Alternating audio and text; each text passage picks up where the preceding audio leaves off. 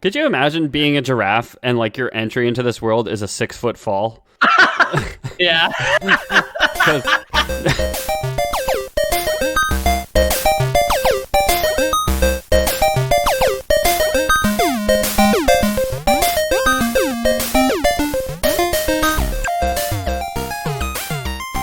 Lore Boys are back, and this time I figured we would continue our patriotic support of the Canadian arts with a continuation of Mainframe Entertainment's Beast Wars Transformers. My name, I am back from the dead, is Peter O'Donoghue, and I am joined with... Ethan Palmer. And James Miller. And James Miller. I didn't know Beast Wars is actually from the same creator as Reboot. Yeah. It's also from Mainframe. So have you guys seen the show? Yes. Once or twice. Same thing with Reboot. Like when I went to my cousin's place who had cable, I'd see the occasional episode. I think you can catch it on the air because I never had cable growing up, and I have watched this television show at home. I think YTV had some antenna channel in the 90s where you could catch if you just had something on your roof. The thing about antenna is it depends where you live, what station you'll get. It's like FM radio. Oh, yeah. Like you won't get Shome in Ottawa because they don't broadcast it there, but some people outside of Montreal. That was a very regional reference for our American listeners and international listeners. How did they fit all the cartoons in those little metal things you put on the top of your house, though? I don't know. A lot of electricity. Probably by lasers, which we've determined off the air that none of us know how lasers work. True, yeah, that's crazy. I know it's an acronym. I know lasers. Yeah, the L is for lore. Yeah. Lore asshole. So easy. Right? Reboot. Right? Reboot. Right? You go right. Laser is a question. It's an acronym and a question. Yeah. It was just it's just a mnemonic. It's just something so students can remember it easily. Yeah. So, we're going to do Beast Wars. It's Canadian. I love the show. I've rewatched it twice as an adult, and I had seen most of it as a kid. I still have one left because I had a lot of Transformers growing up. However, when my dad's house burned down, sadly, I had stored my Transformers there, except I kept Rampage, the transforming crab. So he's the one that I have that you may have seen in Instagram photos. He's behind my desk. It's kind of like Transformers when they all merge into one. Like in the house fire, they all kind of merged into one blob. Oh yeah, right? Yeah, exactly. Yeah. I had Wadtron. Transformers burning in the attic. Basically, yeah. So we've covered a lot of Transformers lore a while back now. So if you want more, there is always more. There was a planet made out of robot, I think. Yeah, exactly. What I remember. We did two. We did Primeval Transformers, and then we did like Exodus, basically, which is like the summary of a novel that was written about them. Okay.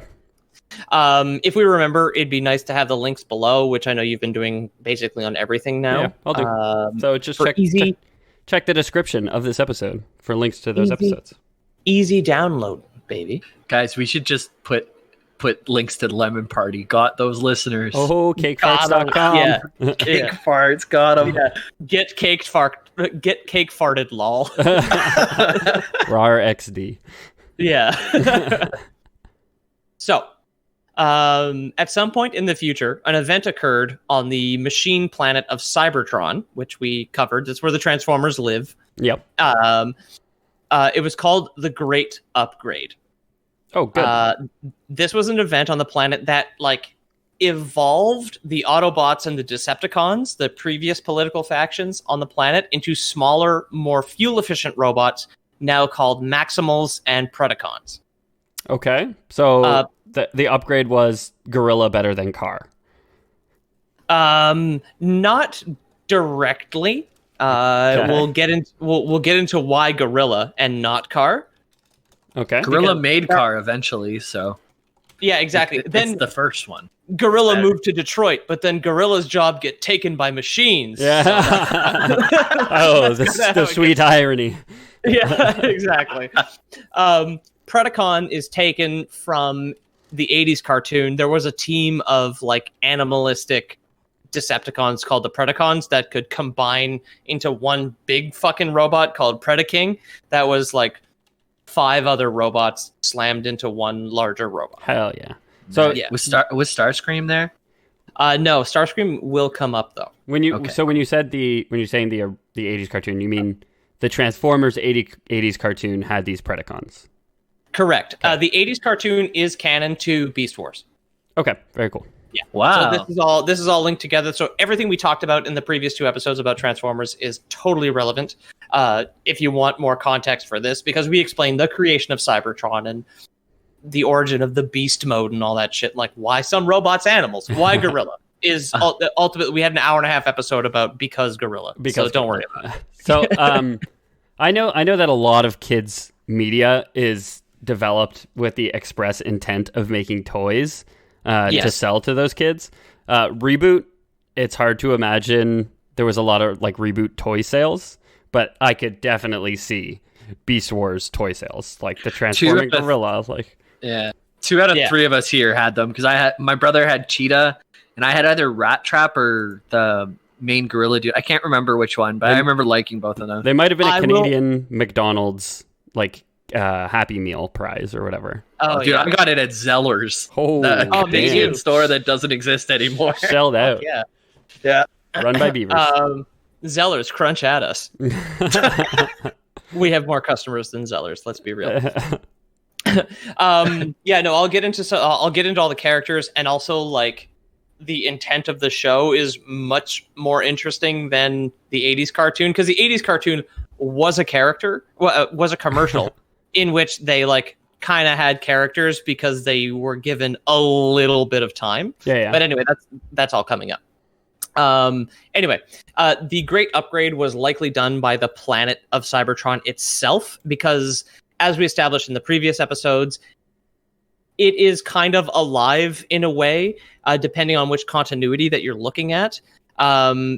Because Primus, who is Transformers' god, in some continuities, like slumbered and became the planet of Cybertron, and like thus arose the Transformers from his living metallic flesh. So the upgrade was probably done by the planet to reduce the amount of energon that the Transformers needed to survive.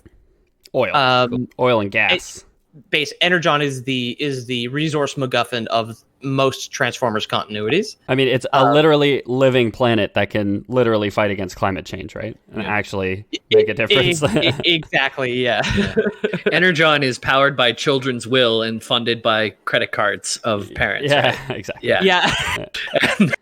That's how everything operates in there. It's foolproof. It's those magnetic strips. When you swipe your credit card, they actually have little turbines in there that spin and produce energon. Very fast. So anyway, energon, like many resources, has been the source of conflict for centuries. Since Cybertron, like I said, is maybe, possibly, but totally, definitely the slumbering body of Primus, the robot god, it would stand to reason that he would change his creations in an effort to promote peace. Right. Yeah. So it's like if Jesus returned to Earth, and to make us more efficient, he just like made us like more fit, because most wars are caused by shitty cardio, I guess. It's like if Jesus came back to life and brought all the dinosaurs back to life and like turned all the oil back into dinosaurs. Turned oil back into dinosaurs? No more oil. Now everybody Fred Flintstones and rides brontosauruses around. Yeah. Or said we don't have to sleep anymore, and then we could just double our productivity as a human race. Yeah. Burn twice the oil. Yeah. You're right, capitalist Jamie. I love driving my car, but that's crazy. Yeah. If I got to ride a dinosaur, holy fuck, I'd be 10 times more productive. Hell yeah, I'd ride a Triceratops. I'd rather not sleep.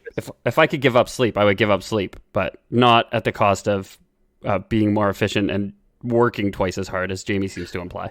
Well, that's not so much what I meant. What I meant more was like that like science would advance twice as quick, so then we wouldn't need to rely on fossil fuels. Implying that the holdup with science is the scientists and not the bureaucracy behind the scientists. Oh yeah, the worst part about science is that all those fucking eggheads need to go to bed one day. Yeah. That's why we don't have a COVID vaccine, is because all these sleepy idiots need to crawl into their beds. 90% of scientific papers get published at 2 a.m. when all the congressmen are asleep, like sneaking under their noses. Yeah, exactly.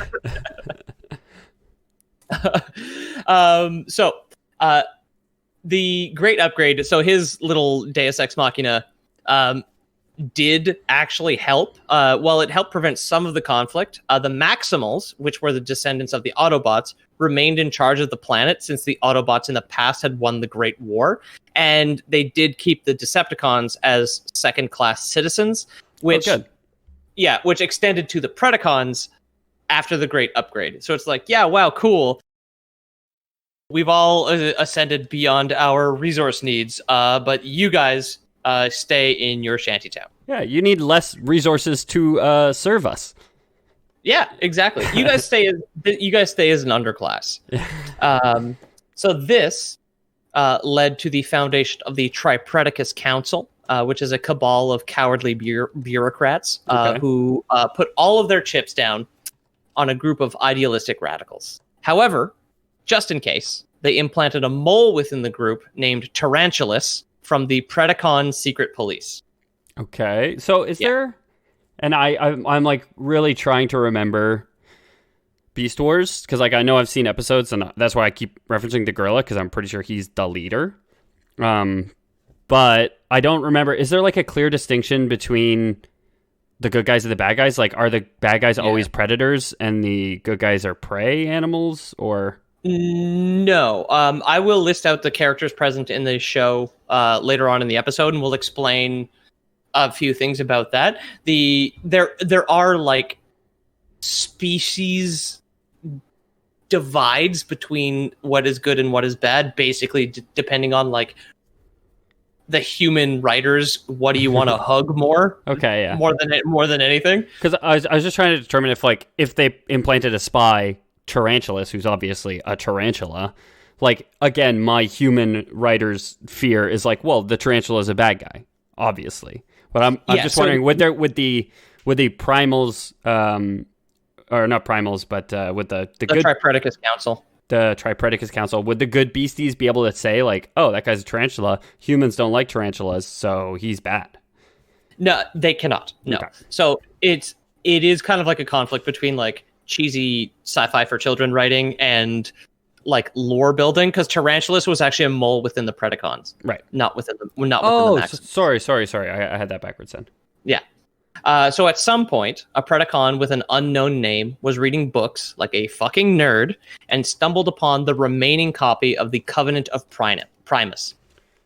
This was a historical work from the Autobot record keeper Alpha Trion, who we did talk about in a previous episode. Sounds familiar, yeah. He's the one who like ages because in flashbacks he has like a mechanical Tom Selleck mustache, and then in the present has like a Fu Manchu white beard and mustache combo. Right. I don't know how or why that happened, but well maybe he's not aging. He's just changing his beard, though. He's probably upgrading to like, I don't know, fucking show solidarity with things that age. Things like, that age. Yeah. Wouldn't the beard? Wouldn't like a robot's white beard turn orange, not vice versa, because it'd be resting as it gets old? That is assuming there's oxygen on Cybertron. Wow, Peter. You need oxygen to combust, so engines aren't going to work. Traditional engines, anyway. They use Energon, which I did not look up the physics of. I'm pretty sure it works with pistons, okay? I'm pretty sure there's pretty spark sure it's plugs. A magic cube. So he had the remaining copy of the Covenant of Primus that was on Cybertron, because the other copy that existed left Cybertron 4 million years prior, in Earth's past at least, aboard the Ark in the first episode of the 80s cartoon. Okay. So the Covenant of Primus had 2 copies. One of them left Cybertron 4 million years ago in the first episode, and it crash landed on Earth with Optimus Prime and Wheeljack and Megatron and Starscream and that crew, basically. Cool. So this unnamed Predacon read about the history of Cybertron, the Great War, the class divide, and the fallen Prime Megatronus. And in honor of the Destroyer, this Predacon changed his name to Megatron. Ooh, good. Oh. Yeah. More importantly, he read of something called the Golden Disc. Originally, this disc, this is in canon, by the way. Originally, this Golden Disc was attached to the Voyager space probe and was eventually discovered and stored by the Autobots as an important artifact. Okay. So there is a golden disc on the Voyager space probe. There is, but that also means Carl Sagan is canon within Transformers lore. This is even better. So Megatron's mentor, so like now we're just going to refer to him as Megatron from now on. His mentor was a Predacon named Cryotech, who was an engineer who turned to a life of crime and was planning on stealing the Golden Disc already and figured he would just send his newly radicalized protege to steal it. Okay. What's the point of having a protege if you can't send him to steal stuff for you, right? Right? On heists.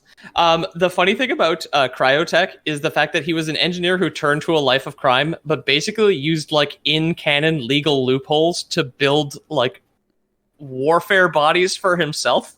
Okay. like you know how like everything has loopholes all the time? Yeah. But it was just like, oh no. This transforming tank body that I've upgraded myself into is for scientific purposes. Yeah. And then Maximal High Command was just like, well, your license checks out. Yeah. Well, just don't do too many crimes with it, okay? You see, I'm allowed to have these cannons because I have glaucoma. So yeah, they're cannons for my glaucoma. Yeah. And these missile racks help with my anxiety. And they're like, oh, okay. Okay, sure. Yes, I'm allowed to bring these on the plane. Yeah, these tubes of toothpaste are totally plain legal or whatever. Yeah. They're just I know they look like they're bigger than the size that I'm allowed to bring on, but they're actually slightly smaller. Yeah, exactly. I know I have 52 of them, but each individual one is a small enough size that I'm allowed to bring them on. Yeah, it's not like a cumulative amount of toothpaste on an airplane. Yeah. It's total amounted per tube. Yeah.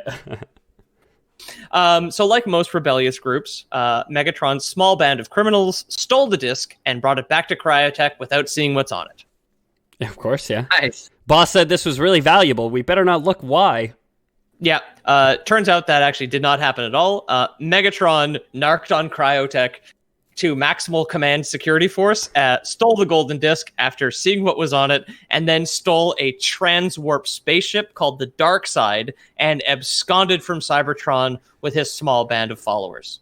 Okay, so he alerted the authorities and then conducted the heist? Because that seems like a bad way to do it. He called the cops basically on Cryotech and was just like, I've been hanging out with this Cryotech fella, and he says he wants to steal the Golden Disc. And then the Golden Disc. And the cops were just like, oh, okay, we better just send everybody, I guess. Every single cop. Yeah, every single cop. To leave the museum unguarded or some shit. Although every single Transformer is unique, right? And every single Transformer has a unique car identity. So there's probably only 3 or 4 cop Transformers, right? Like there's the motorbike Transformer, there's the police car, like squad car Transformer, and then there's the paddy wagon Transformer. Yeah, exactly. Yeah, Prowl. What's it? Jazz is the cop. The paddy wagon one, I don't know, it'd be like Seamus or some shit. Or, the big ginger mustache on the front. Or just Paddy. Yeah. Do we know what the Golden Disc is? Like, is it just like the millionth CD that Smash Mouth sold, or is it something? Well, the Golden Disc... It has All-Star on it, so... Oh, man. Yeah. The Golden Disc in Beast Wars canon is the actual Golden Disc that we sent out on the Voyager probe. So it has, like, rock music on it. It has classical music on it. It has, like, 2 silhouettes of people, our approximate location. It's the exact same thing, but it will weave back in here and end up being more important. I think I've seen something like that, and it has, like, something to show that our number scale operates on 10 or something like base that. 10, yeah. Yeah, base 10. Yeah, Probably. exactly. Yeah, so after Megatron and his rebels stole the dark side, all this unrest was a little too spicy for Maximal Command because they were just like, oh, we've been bamboozled, fellas. What are we gonna do without our pictures of naked humans? I can't believe. Yeah, exactly. They couldn't just have like copied the fucking thing. Like... the one that transforms into a vibrator is just like, haha, it's my time to shine now. Megatron all stole the cars drive away. He just slowly buzzes across the ground. My name's Camshaft. Megatron stole our porn archives. So basically, to stop Megatron, they just like kind of called the closest Maximal ship that was in the area. There's like in the space neighborhood. And this Maximal ship was the Axelon, crewed by a few Maximals and their leader, Optimus Primal. Okay. Very cool. Yeah. It sounds familiar. Anyway. Yeah. The Axelon was an exploration ship primarily. However, it had been tasked with transporting some Maximal protoforms as well as Protoform X on its journey. Protoforms are basically Transformers blanks. They have a spark, which is the Transformers version of a soul, which was actually introduced in Beast Wars. So prior to this series, the Why Are They Alive didn't exist even in the Marvel Comics. Okay. That's really cool, actually. So, like, the Allspark came, I guess, indirectly from Beast Wars? Yeah, the Allspark is the thing that they all join with. That's like Transformers Heaven, sort of. Like, if you're a good little transforming vibrator, you get to go to the Allspark when you die. if you pleasure enough. Yeah. In the mortal realm. Yeah. And you get to go up there and have a hot shower and a cry and yeah.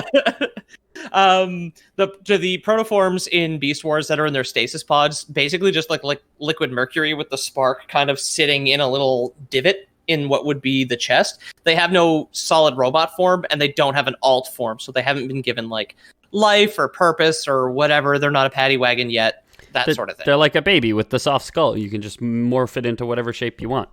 Yeah, shaken protoform syndrome is a big issue. a big problem on Cybertron. Protoform X, however, was a Maximal experiment. So Starscream from the classic series happened to be immortal. He had an immortal spark. And not wanting to waste good mad science, the Maximal Command figured they would try and recreate that.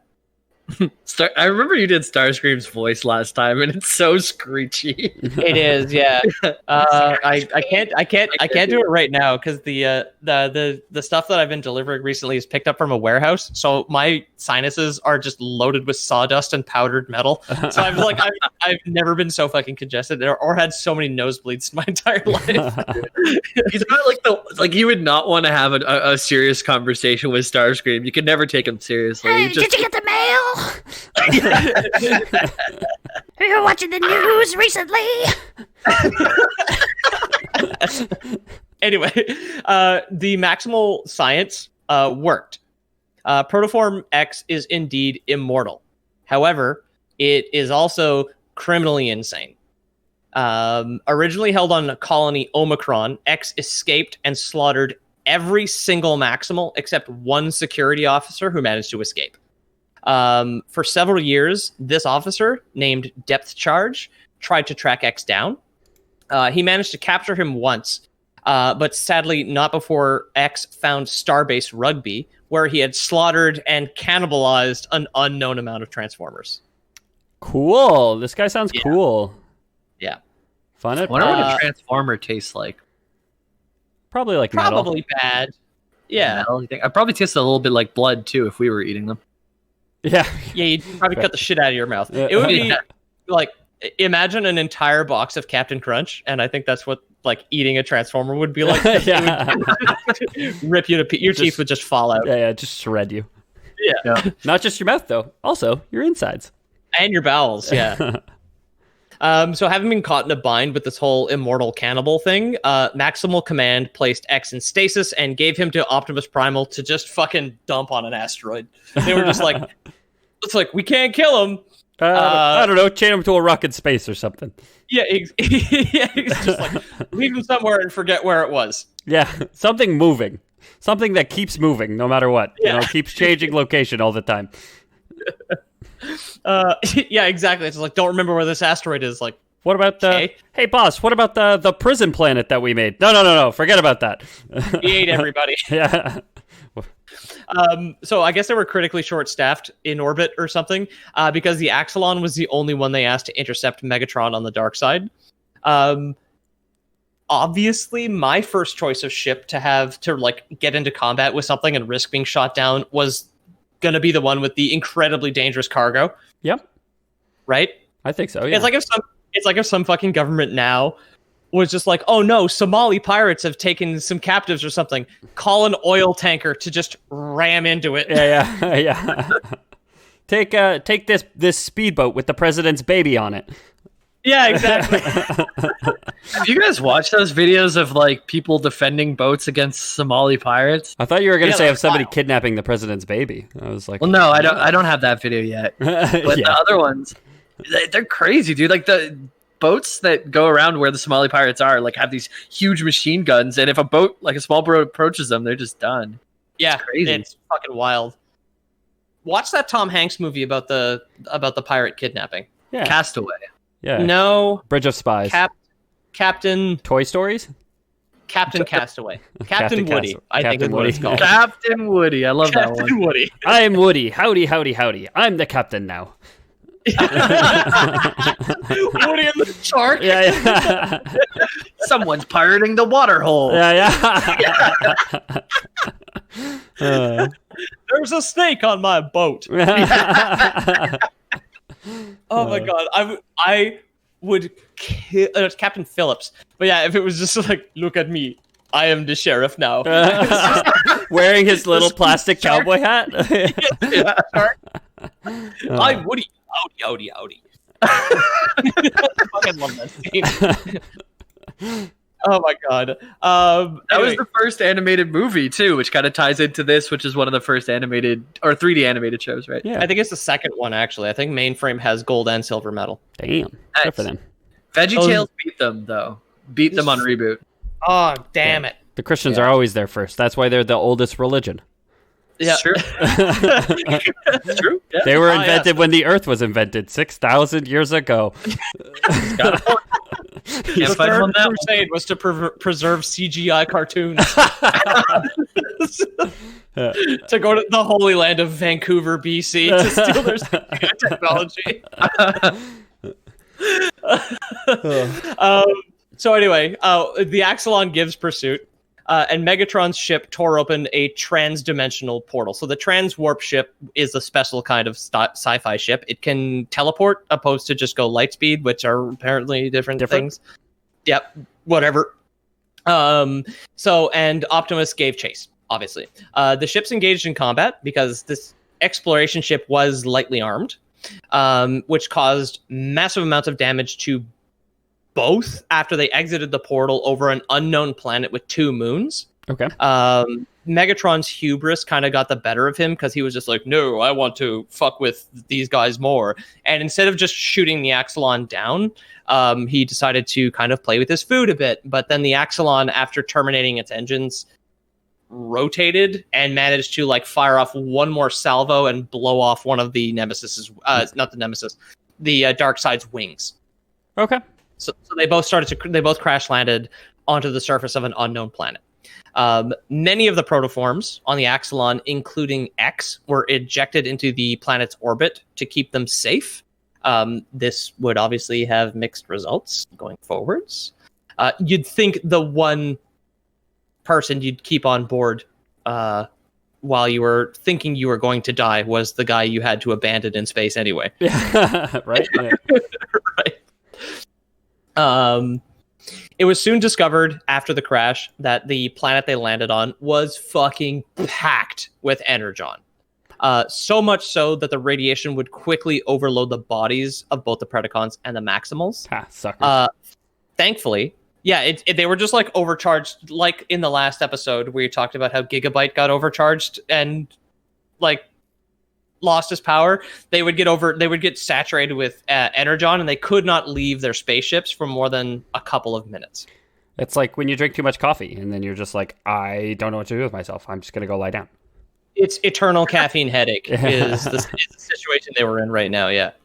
Their tongues were dry, pissing constantly, and just so headachy. Thankfully, there was a solution. Hiding indoors and never going outside. Oh, that seems... The series ended. That's why it was called Beast Wars Shut-ins, is the title of the show. That sounds oddly appropriate for current state of the world. Yeah. COVID is just energon, and there's just too much of it out in the air. We have too much energon. The actual solution was obviously transforming. Both the Axelon and the Dark Side had scanning technology to create alt forms for all of the crew, based in this case on local organic life, both living and dead. This was kind of like a conceit for the show because the living animals were clearly protected from the energon radiation, but some of the characters, some of the crew on both of these ships ended up as like getting their bodies from fossils they had scanned, where there's not really a way to prove that the energon didn't kill animals in the past. Like Dinobot. Yeah, exactly. Regardless, it worked. The organic forms would allow the Transformers to be out and about as much as they wanted, so long as they were in their beast modes for the majority of the time outside. Beast modes, however, are nothing new. One of the 13 primes we mentioned in an older episode, Onyx Prime, was the first Transformer with a beast mode, and he transformed into, I think, a griffin, if I recall correctly. Well, that's not a real animal, Peter. But it would technically be organic.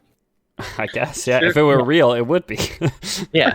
I mean, I like the fact that a fake robot from another planet transformed into a fake animal from a real planet. Yeah. And I have problems with the fake animal. Yeah. Onyx Prime, the original lore boy. Why get caught up on shit all the time? All things. Well, the griffin's not a real animal. Yeah, no, this story has stopped making sense, okay? Because a griffin is not actually real. Unless they landed on Azeroth. Oh, they're real. They're real on Azeroth. Oh, but yeah, because Carl Sagan's in this universe, and then griffins aren't real. That's true. Actually, maybe I'm with you. Griffins aren't real. Yeah. Fuck. Or no, wait. Maybe this confirms griffins are real. Oh, okay. Griffins are real life canon per Mainframe Media, circa 1990, whatever. The maximal crew of the Axelon were now Optimus Primal, Gorilla, Rhinox, a Rhino, yeah, Cheetor, a cheetah, yeah, Cheetos. No, he's a human who just plays with wall hacks. Yeah. Cheetor, and Rat Trap, who was a boat, actually just a trap with legs. Good. But it was like a rat trap. He was not an animal. He was a rat. Come on. Yeah, Rat Trap was a rat. Yeah. Yeah. I really liked him. I identified with him as he was like the little sneaky dude. He went through the vents one episode to spy on the Predator dudes, and like he was always, and he had a joke all the time. He was always loaded up with a joke. He was funny. His line was "We're all gonna die." Was his catchphrase. I love it. Yeah. Classic 90s cartoon where like the main character of your children's show could just be like, we're all gonna die. That's how we talk too. I forgot. Yeah. Classic Jamie identifying with the guy who's like, we're all gonna die, right? Yeah, I liked him. I sent an email to David Kay, one of the voice actors from this show, a couple of days ago, just in the random hope that he would send us like a quick Lore Boys here, but he didn't get back to us, so I tried. Great story. Yeah. We're all gonna die. The Predacon crew of the Dark Side were now Megatron, a T-Rex. Oh, yeah. That's cool. When he transforms, he has a T-Rex head on the end of his hand. Yeah, and he pets it like a cat. And like there's like clips of him brushing its teeth and shit. He takes care of he takes care of his own head. Was it just like, I like to picture it was like a fossil that he found of like a T-Rex with like its young near it or something? And then he just like scanned it, and there was an error in the scan because it was like the young skull was overlapping his hand. And he got like maternal instincts from it. Yeah. I mean, he could transform into like the head in the right place, but when he's in his human form, that's where his hand is, I guess. So I would have loved. Go ahead. There's not many things we know about T-Rexes, but one thing we do know is that they were probably very maternal. The way that they just laid eggs and then left. Probably a lot of strong maternal instincts in them. Yeah, and as far as I know, the largest fossils we have of T-Rexes, because they were like slightly sexually dimorphic, the larger fossils tend to be female, which you can tell from the hip bones, with a lot of like reptiles and bugs and shit, the females tend to be larger because they need to get pregnant. Yeah. It's very likely that females did take care of the young, because otherwise, why be bigger? Right. Why they had stomach bones. They had stomach bones, though, to hold all their guts in. I mean, it's bigger to push the big egg out, also. Also, baby T-Rex would be so cute. They would probably grow very fast and murder you. Dude, those eggs are either really strong or those mama's got to lie down, because it's got to fall really far to hit the ground. No kidding. It's like it could probably lie down. Could you imagine being a giraffe and like your entry into this world is a 6-foot fall? Yeah. Because no joke, they just have him standing up and they just drop the baby on its head 6 feet. Does a giraffe even fucking lie down? I don't know. Like the most dangerous thing they do, I think, is drink water. Yeah, right. They have to like do this. They do have to do like half splits to like get their face down close enough. But the lions and stuff don't mess with them because they'll get stomped by a giraffe. Giraffes are really scary if you try and mess with them. Yeah. They'll fuck with a drinking giraffe though. Yeah. Have you ever seen two giraffes fighting? Yeah. Yeah, they just like whipping their necks at each other. Throw their heads at each other. To my knowledge, there is no giraffe transformer. What? There's a fucking griffin one. Wow, way to go, mainframe. Yeah, thanks a lot, mainframe. Giraffes aren't real, confirmed. I've never seen one. Yeah. They're not in the canonical show Beast Wars. The Last of Us, and that was a fiction. That was a fictional thing. That was a video game. True. So we got Megatron the T-Rex, Scorponok, guess. The sand shrew. A shrew in the sand. Yeah, he was a scorpion. Okay. Terrorsaur, who was a Pteranodon. Okay, wait. You gotta slow down because what is a Pteranodon? It's the larger pterodactyl with the crest on the back of its head. Well, just say pterodactyl. Come on. Why gonna do this to me? By the way, the giraffe one exists and it's named Long Rack. Oh, nice. Nice. Terrible. I hate it. This is my special friend, Long Rack. Yeah. Hey, can I get you a drink? No, I don't feel safe. Yeah. I'm going to use that line next time a friend offers to get a drink. I think that's I don't feel safe. Oh my God. So Tarantulas, who is an undercover cop and tarantula. So you could totally go up to him and be like, hey, man, legally, if you're a tarantula, you need to tell me. You got to tell me. Yeah. Chittering little fangs. He's like, nah, bro, I'm one of you. But he's got like a do-rag on. Yeah. He's got a do-rag, but he's also got like aviators on. You're like, Yeah. Dinobot, who is like a large raptor. Aviators with 8 lenses or what? Or just 4 pairs of aviators. Yeah, 4 pairs of aviators. And finally, Waspinator, who was a wasp. What is that? What are those totals? Isn't that like 4 versus 7 or something? There's way more bad guys. 1, 2, 3, 4, 5, 6, and 4. It was 10 characters originally, but Dinobot eventually defects to the Maximals. And Tarantulas is technically on the Maximal side, right? He's a plant. He was working for the Tripedicus Council, who we'll get into. So he's a plant within the Predacons, not necessarily a Maximal. Oh, okay. Yeah. The cast remains small because of the cost of 90s CGI. Mm-hmm. It was immensely expensive. So this means that the team could concentrate on character writing. So if you've ever seen the 80s cartoon, it was cheap animation. It looked like shit even by 80s standards.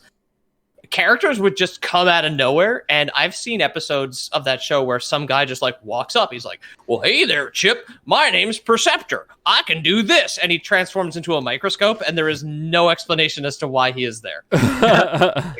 He was all the scientists who didn't sleep actually made him. Yeah, yeah. I mean, he could just microscope stuff himself. Yeah.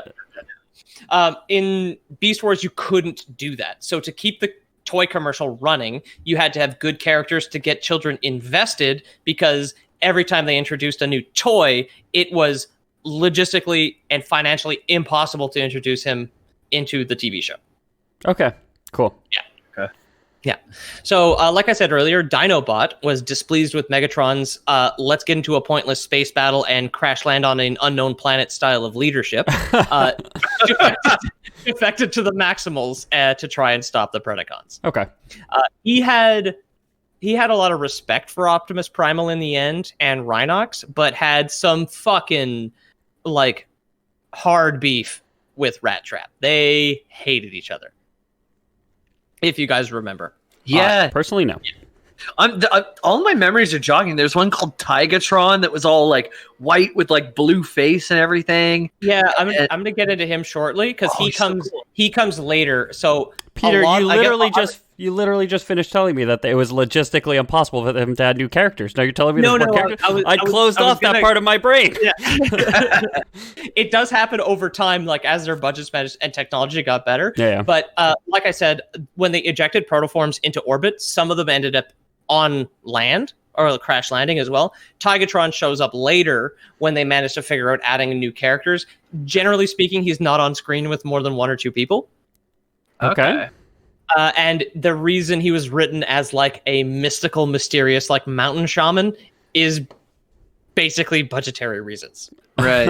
Yeah. I mean, so like, I think writing for TV in a lot of ways is probably like, it's really restricted because, you know, you have a time slot and you have like established characters and you have fans that care about those characters. And like, I think there's probably a lot of creativity that can come out of that, like forcing you to write certain ways. But like the harsh imposement of like, no, there could be no extras, like nothing else on screen at any time other than the 10 canonical characters just sounds like hellish to me. Like trying to work that out in the writer's room. Like, okay, how the fuck does he learn this information? I know, like a mountain shaman will come down and tell it to him. Like, no. We can't do a mountain shaman until we've sold this many toys, dude. Yeah, we cannot have the computers work this hard or we will burn down the studio. Yeah, and there's like external pressure too for like how violent things were, right? Because it was started off as Beast Wars and then it became Beasties eventually. Or those Beast might have been Machines. two different shows. I thought it was Beast Machines. Beast Machines is a sequel series, Oh, cool. which we will not get into right in this episode. Sesame Street became Sesame Park over time because Park is the Canadian one. they didn't want kids playing in the street, is what I heard. So they took the street out of the name. I'm pretty sure it's you can still take Sesame you can Street. take the street out of Sesame, but you can't take Sesame out of the street. Yeah. I dropped my bagel in the street. Aviators the only good ones. I'll lay down my chips on Montreal bagels. So anyway, originally the Maximals figured Megatron had come to this planet for the, frankly, unseen amounts of energon that were seeded into the planet, because harvesting this much could easily power a Predacon war effort and take over the planet of Cybertron for them. Finally. Yeah. Gamers rise other up. details. Predacons rise up. Yeah. Other details perceived as hints to Megatron's intentions were his 10-gallon hat, Texas tie, and the fact that the dark side had a set of steer horns on the hood and played a jaunty little southern tune when he honked the horn. So they figured he just wanted to be a resource baron. Okay. Over time, like I said, protoforms would fall into orbit and become either Maximals or Predacons. Sadly, with being a protoform, this was almost entirely based on who fucking found you first. Yeah. Yeah, exactly. Well, I mean, a lot like being a kid, you know, who you grew up, a lot of your beliefs kind of stem from who your parents are. When you're a giraffe baby and you crash land 6 feet onto the earth, it really depends on your giraffe parents. Yeah, if your giraffe parent was drinking at the time, thus attracting lions, maybe you grow up to be a lion as instead of a giraffe. Fetal giraffe syndrome is a very serious issue, and I don't. Fetal alcohol giraffe syndrome is. I don't want to joke about that. I'd watch that Tarzan movie where the giraffe grew up with the lions. Yeah. Thinking he's a lion? Yep. Stalking through the grass, all the lions and stuff, and then there's just that periscoping giraffe like sticking out of the grass. Like, get down, idiot! He's like trying to do like the split, like when he drinks water and lowering his head below the grass. God. The Transformers on this planet also discover multiple alien artifacts all over the place, including one called the Brigadoon, which was a gigantic flying island covered in death traps with a central tower on it. This is an episode I really, really remember because it reran on YTV like 1,000 times. I mean, it sounds rad as hell, so... Yeah. After being tampered with by the Predacons a little too much, the tower in the center of the island decided it was fed up with these Transformers and fired off a signal into deep space. It was either asking for help or for someone to come and show up and kill the meddlesome Transformers. This part was unknown to them at the time. Meanwhile, Rhinox, who was the science officer for the Maximals, was trying to figure out both where and when the hell they were, because they went through a portal and crashed onto a planet with 2 moons that they did not have records of, and he could not figure out why. While studying both the natural satellites of the planet, he realized that one of them was much less dense than it should have been, as though it were hollow. Yes. Megatron was making his own discoveries, one of which was another golden disc that he found on the planet, and that he determined that it had been made by the same beings as the ones that had made the flying island, because there was a bunch of like runic marks on this other disc he had that matched ones inside the tower, like a bunch of hieroglyphs. Basically, he did a basic match the shapes game, and was just like, oh yeah. Yeah, that's all come together. Yeah, he saw the S on the Smash Mouth CD and then the S on the Darude Sandstorm CD, and he was able to figure out they're the same way. Yeah. Okay, cool. Hey, now you're an Allspark. There's your episode title right there. Where was I here? Right. So as it turns out, Bassett Burns Bout. The second moon was a gigantic alien construct called the Planet Buster. It was placed in orbit by a race of aliens called the VOK, V-O-K, and that had actually seeded the entire planet with energon, and it served as a reset button, basically, if things got out of hand on the surface. They just wanted a mining planet. They didn't want life or any of that other garbage. Life is pesky. Or like silly robots bringing their conflict all the way over here. Just like, honestly, it's basically if you had just a rocket pointed at your front lawn, and if too many frisbees got stuck on there from like neighborhood kids, you would just blow up the neighborhood. I mean, fair. Yeah, right? I think wouldn't it's totally reasonable. Seems reasonable, yeah. Yeah, too many goddamn frisbees. TM. Mr. Johnson, can we come into your yard and get our frisbee back? Like, I had enough of you. How many is that now? Like, just polishing a shiny red button. I always polish my buttons. Yeah. I hope so. So after discovering the fact that they basically had a giant kill switch that they couldn't control in the sky, the Maximals and the Predacons worked together to convert a stasis pod to be like an ejector pod to fly up to the Planet Buster with a transwarp fuel cell attached to it, that they would detonate and blow up the space station. Can I just say an ejector pod is like the exact opposite of a stasis pod? Like, one of them is explicitly to move stuff, and the other one is explicitly not to move stuff. Whatever, man. It's the 90s. We're all writing. Yeah. How do we end season 1? Like, I don't fucking know, I don't know. Shoot a thing that doesn't move up at the sky and put a bomb in it or something. That's basically it. However, you couldn't pilot this thing and its bomb without somebody inside. So Optimus Primal was just like, well, I'll go up. Don't worry about it. I trust the Predacons. They'll keep their word. I'll get in the stasis pod with the bomb to make sure I get to where I need to go, and we'll blow up that second moon. All good. Then we can get back to fighting each other when I get back. Fair? And everybody's like, yeah, fair. Sounds good. Sounds like warfare to me. What does he mean when he gets back, though? Is this not a one-way trip? It wasn't supposed to be. Megatron, being somehow dishonest, apparently, had hacked the pod, locking it shut. So he stasised the stasis pod, basically. Just re-enabled stasis in it. Yeah, exactly. He like snuck over and just with a cheeky little pinky, just like clicked it back on as he walked by. Well, he doesn't have a pinky. He has a little T-Rex, right? He has one normal hand. Okay. Yeah.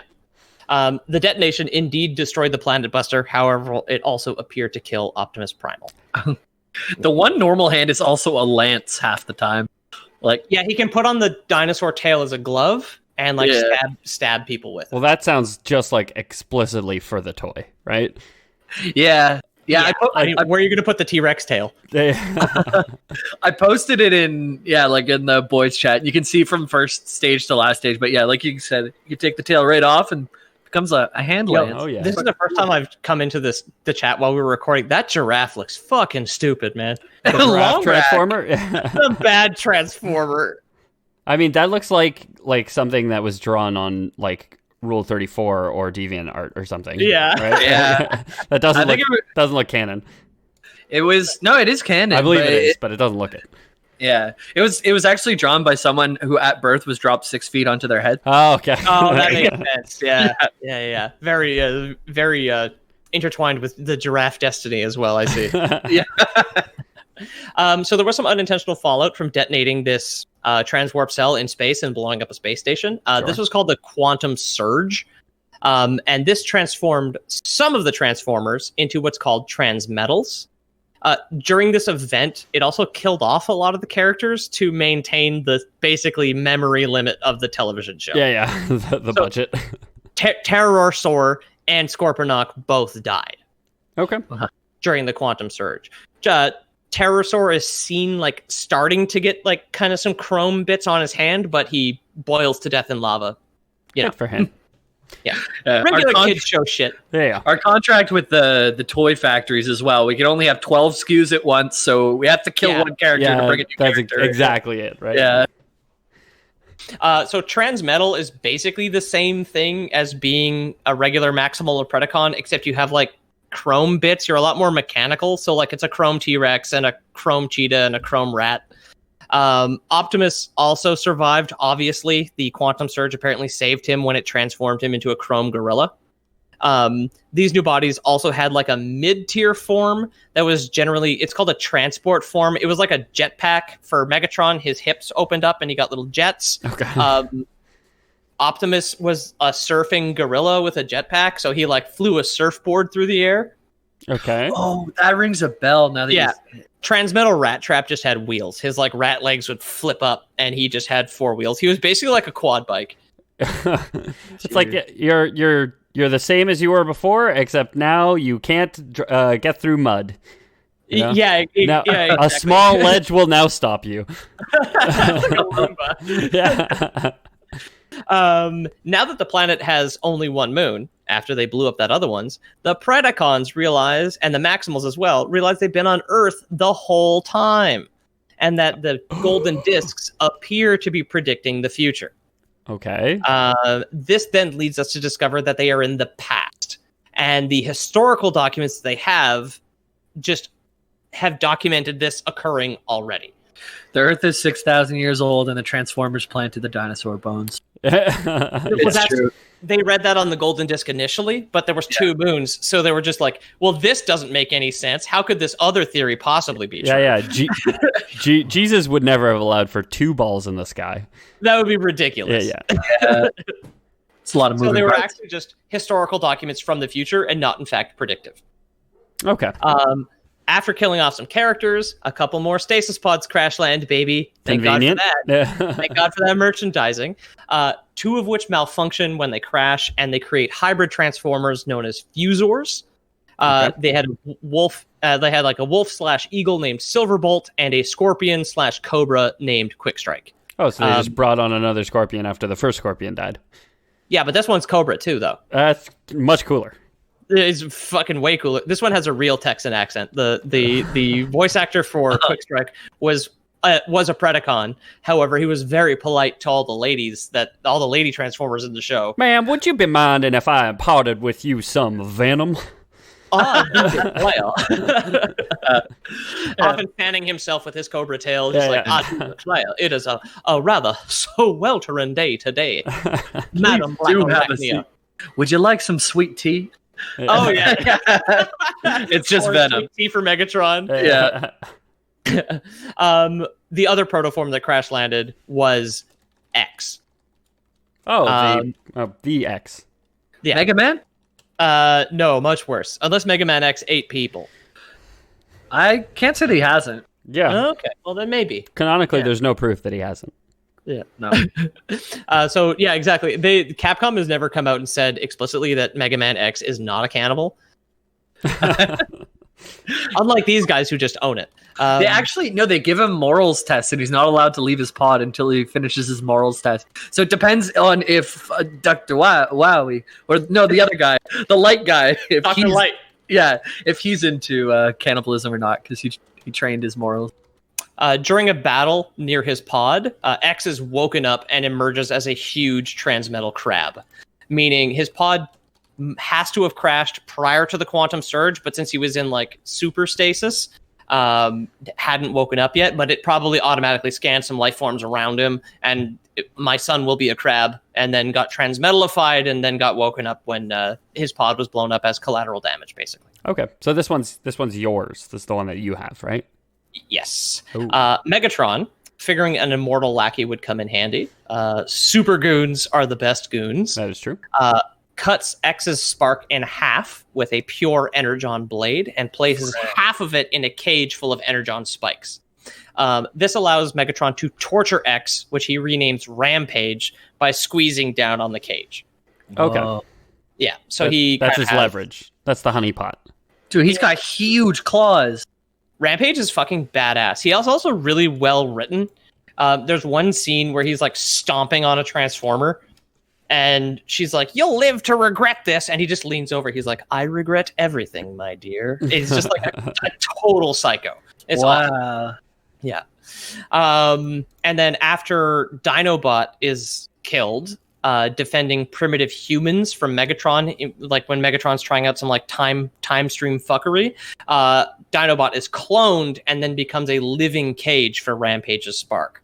So Dinobot 2 can take out his own spark, which is half of Rampage's spark, and crush it in his claws to continue to torture Rampage. Okay. Good for him. Yeah. Now that you said this, like I'm looking at pictures of like the characters as you bring them up, and there's so many similarities to Reboot in like the facial structure and a lot of things. And yeah, it makes so much sense to the same. I don't know how this hasn't dawned on us before. Somehow, eventually, Depth Charge, the security officer we talked about earlier, managed who was chasing Prototype X, right, or Protoform X? Exactly. He managed to locate Rampage through time, basically, and then ends up on prehistoric Earth where everybody's having a small war, and basically it's just like, I've been hunting X. He killed literally everybody I know. I've been hunting him for this long, and he's mine, Optimus. And Optimus is like, no, we shouldn't kill. It's bad. Yeah. Even giant cannibal crabs. Don't hurt him. I love the idea of Depth Charge scouring the entirety of the known universe and being like, he's not here. I guess I'll go back to the start of the universe and start searching there, and just waiting around until Rampage shows up on this planet again. He's just like snoozing his phone every 9 minutes for a trillion years. Or for 6,000 years, excuse me, since the Earth was created. Yes. In a fight, towards the end of the series, Rampage and Depth Charge are having a fight underwater. Depth Charge manages to break off a piece of energon and use it as a sword. And then Rampage like catches it in front of his chest with Depth Charge on top of him real sexily. Okay. However, Rampage allows Depth Charge to stab his immortal spark with the energon blade. Laughing like a maniac the entire time, Rampage's spark then explodes and kills them both. So there is a tragic ending to Depth Charge's story because Rampage still he finally got to kill every single person. Yeah, I mean, Starbase Omicron. I mean, so like if you're Depth Charge and the only thing you've lived for Lore Boys canon to the end of time and then from the beginning of time again, the only thing you've lived for is trying to kill Protoform X. I don't think you just keep living after that, though. Like, I think that's the only way you can go out, right? Yeah. Yeah, exactly. He would have just drank himself to death after the fact. Another dame transforms into a pair of long legs, comes into my office. Long legs that turn into a person. Because in the scene, Rampage has it like the blade clapped between his hands and then just lets them go and then laughs the entire time. And Depth Charge's obsession gets the better of him because the explosion kills them both. Yeah. Megatron's actual plan is finally revealed shortly thereafter. He didn't care about the energon on the planet at all.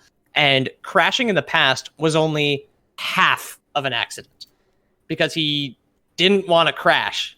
That was the part. Right. Like, his goal ultimately was to get into Earth's past.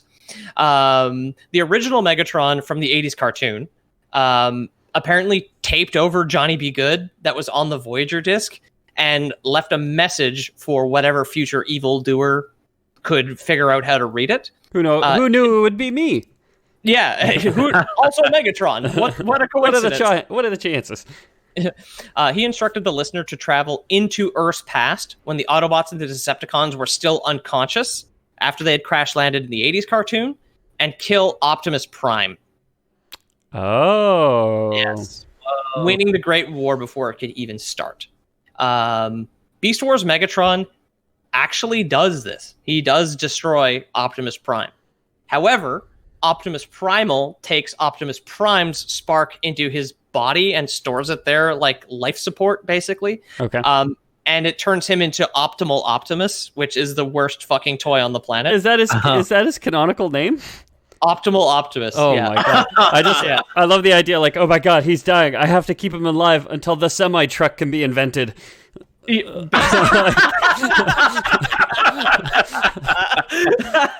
Oh man, so stupid. Yeah, you've got Optimal Optimus is on like the board of directors of like Peterbilt. Yeah, exactly.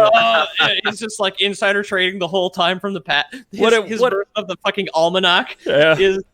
So Henry, sorry, Mr. Ford.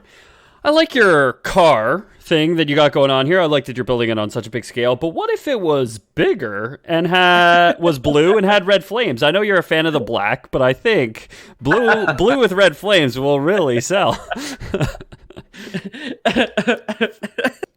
Oh my god, dude. I don't know if you guys want to look up, listeners at home, and also you guys right now, to see what Optimal Optimus looked like. No, it's the worst fucking toy. Oh my god, he's so ugly. It's 5 different bright orange spacecraft with fists. Like orange and purple and blue? Yeah. Dude. He looks like a level 40 warrior who just has mishmash gear on and junk all over it. Yeah. Now, figuring he'd get creative, Megatron does the same thing with 80s Megatron. He doesn't kill him, but he takes his spark into his body. Basically killing him. Yeah, he takes his soul out of his body. It's different from robots. This changes him into a dragon, which is obviously the logical fusion of Tyrannosaurus and gun. Because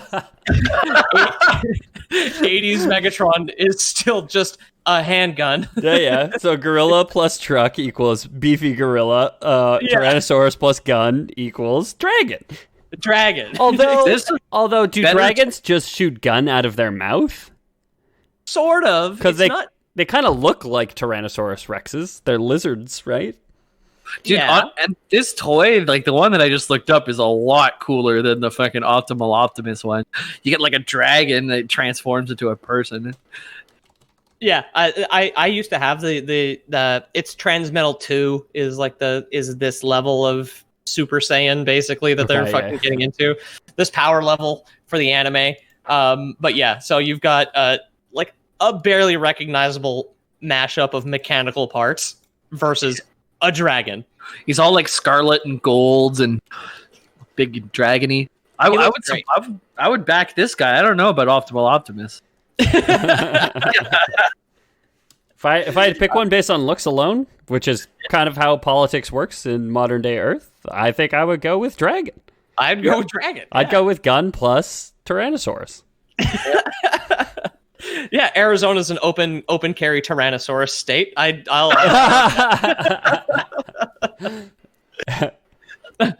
the right to bear dragon arms, huh? So now the last thing that sexy dragon Megatron needs to do in the state of Arizona is kill Optimal Optimus. wiping out both sparks. So past Optimus and present Optimus. Until Rat Trap runs up and is like, I'll take the spark of Optimus Prime and Primal Optimus into me. Yeah. I swear to God, optimal Rat Trap. Optimal Rat Trap Optimus. Rat Optimus. I think I just had a stroke trying to say that. So he wants to kill them both at the same time. To do this, Megatron raises the Decepticon ship, the Nemesis, from the depths of the ocean where it had crashed in the 80s cartoon, basically. Sure, yeah. Ultimately, obviously, he is defeated by the Maximals and taken prisoner. In like their final stupid decision, they tie Dragon Megatron to the outside of the spacecraft. Okay, it seems like he could fly though. It's impossible to protect him as well because he's just like he's basically like when you kill a deer and you strap it to the hood. It's I like don't that, personally, but basically. Well, you've seen pictures of that where you've got like a deer strapped to a pickup. Yeah. That's what they do with Dragon Megatron. They don't kill him. They were just like, you're going to jail for. You're gonna be the crime. What do you call the busty ladies on the front of ships? Oh, mermaids. It's a figurehead. Yeah, he's just like the figurehead of their ship now. Oh, that's great art. Big titty Megatron figurehead. Finally, my plan to get Peter to draw big titty Megatron. Coming to fruition. Swindled. Is that where the term figurehead comes from? Is from ships? That's what it is. I don't know. I didn't look at it. Etymology fact. Quick. Bring it up. I think I have it here.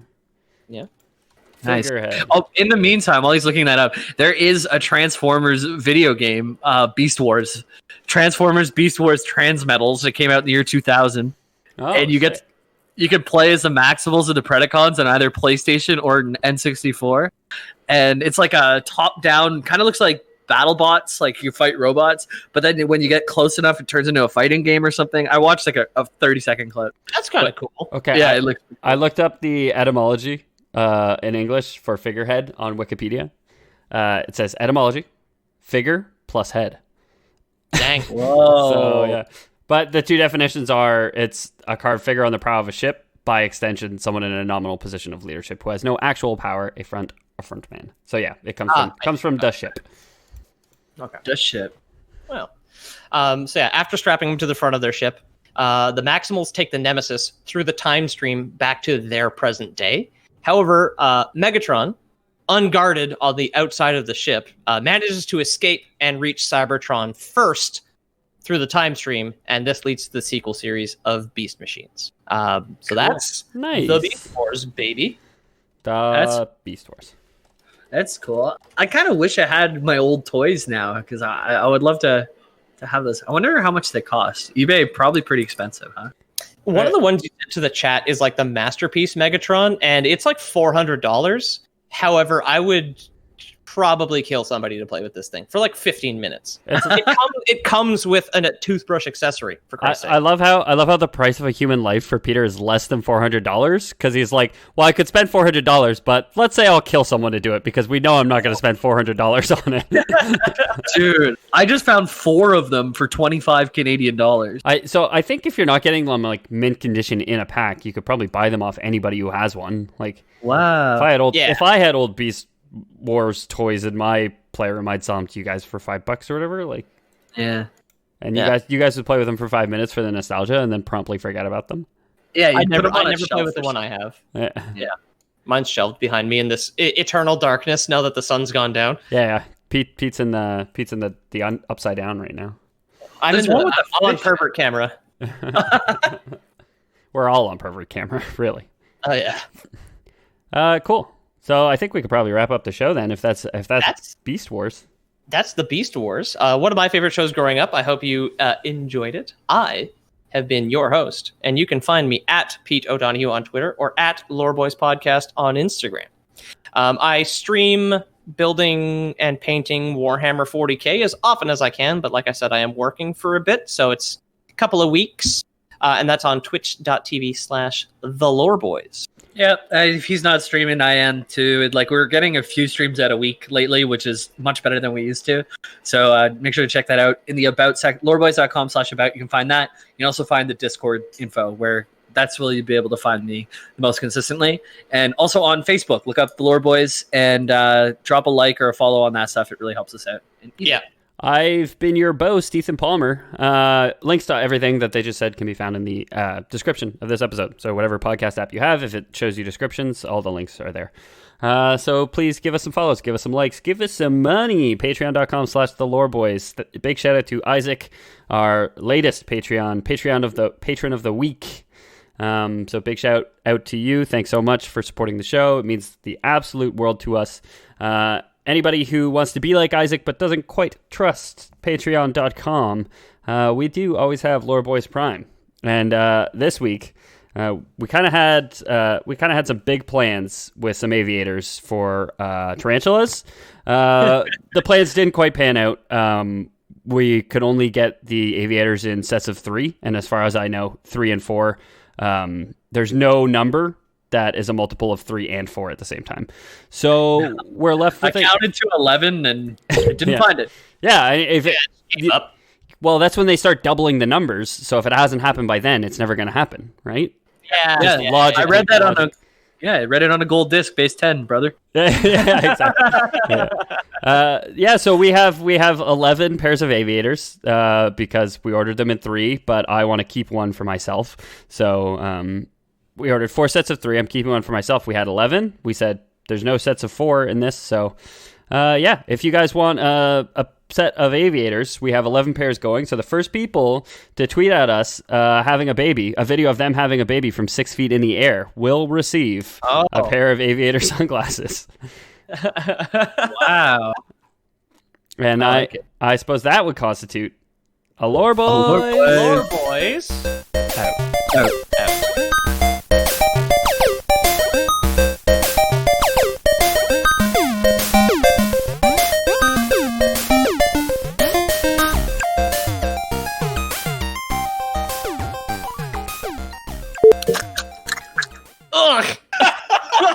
I hate that.